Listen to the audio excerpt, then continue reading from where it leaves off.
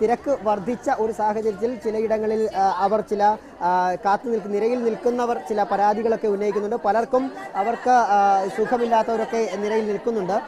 അപ്പോൾ നമുക്ക് അവരുടെ എന്താണ് ഞങ്ങൾക്ക് നിന്ന് മണിക്കൂറുകളായി നീങ്ങുന്നില്ല. പുറവ് വരുന്നവരെല്ലാം കയറി കയറി പോകുന്നു. ഇപ്പൊ ഞങ്ങൾ ഇവിടെ തന്നെ നിൽക്കണം. എത്ര മണിക്കൂറായി വിഷയം കംപ്ലൈന്റ് എന്ന് പറയുന്നു. അപ്പൊ ഞങ്ങൾ ഇവിടെ നിൽക്കണം. കൊണ്ടുവരുന്നവരുടെ കൂടെ രണ്ടുപേരും കൂടെ വന്നിട്ട് അവരും കൂടെ വോട്ട് ചെയ്യാണ്. അപ്പൊ ഭരിക്ക് നിൽക്കുന്നവർ ഇവിടെ നിൽക്കുകയല്ലേ ചെയ്യുന്നത്. അതെന്തൊരു നിയമമാണ് കാണിക്കുന്നത്? 2 മണി 2 മണിക്കാ വന്ന് നിൽക്കാൻ തുടങ്ങിയ. ഞങ്ങൾ വെയിലാണ്ട് അങ്ങോട്ട് മാറി മാറി നിൽക്കുന്നു. അപ്പൊ പുറവ് വരുന്നവരൊക്കെ കയറി കയറി പോവാണ്. രോഗികളാണ്, സുഖമില്ലാത്തവരാണെന്ന് പറഞ്ഞിട്ട്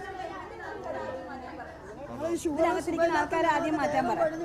രാവിലെ 11 മണിക്കൊക്കെ വന്നിട്ട് പോയവരാണ്. രാവിലെ 7 മണിക്ക് 8 മണി വരെ റിപ്പയർ ആയിരുന്നു. പോയിട്ട് വെയിലും കൊണ്ട് വന്നാൽ സുഖമില്ലാതെ ഞങ്ങൾ വീണ് മരിച്ച ആരും ഉത്തരവാദിത്തം പറയും. ഒരു റോഡിന് വേണ്ടി 60 വയസ്സ് പ്രായമുള്ളവരെ ഒരു ലൈനിൽ നിർത്തണം. പ്രായം കുറഞ്ഞവർ ഒരു ലൈനിൽ അങ്ങനെ നിർത്തി കൊടുക്കണം. ഇത് ഒരു രാവിലെയൊക്കെ വന്നിട്ടൊക്കെ തിരിച്ചു പോയവരാണ്. ഞങ്ങൾ നിന്ന് വേർത്തോട്ട് ഒരു നിൽക്കുന്നവരിങ്ങനെ അകത്ത് വരുന്നവരെ കൊണ്ട് ചെയ്യിപ്പിച്ചാൽ മതിയാ.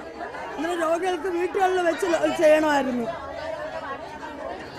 വലിയ രീതിയിലുള്ള പ്രതിഷേധങ്ങളാണ്. കാരണം അവർക്ക് വോട്ട് ചെയ്യാൻ ഉള്ള സാഹചര്യം, കാരണം മണിക്കൂറുകളായി നിൽക്കുമ്പോഴും പല കാരണങ്ങൾ പറഞ്ഞുകൊണ്ട് ചില രോഗികളുമായി വരുന്നവർ രോഗികളെ വോട്ട് ചെയ്ത ശേഷം അവർക്കൊപ്പം എത്തുന്ന 2 പേർ കൂടി വോട്ട് ചെയ്ത് പോകുന്നു. ആ ഒരു സമയത്ത് ബാക്കിയുള്ള ആളുകൾക്ക് നിരയിൽ കൂടുതൽ സമയം നിൽക്കേണ്ട ഒരു സാഹചര്യം ഉണ്ടാകുന്നു എന്നുള്ളതാണ് ഇവർ പറയുന്നത്. ഒപ്പം ഈ ബൂത്തിലേക്ക് കൂടുതൽ ആളുകൾ പ്രവേശിക്കുന്നതൊക്കെ ഉള്ള ആക്ഷേപങ്ങളും ആളുകൾ ഉയർത്തുകയാണ്. എന്തായാലും പോളിംഗ് ദ്രുതഗതിയിൽ പുരോഗമിക്കുന്നുണ്ടെങ്കിലും ഇത്തരം പരാതികൾക്കും ഒട്ടും കുറവില്ലാത്ത ഒരു സാഹചര്യമാണ് ഇപ്പോൾ നിലവിലുള്ളത്.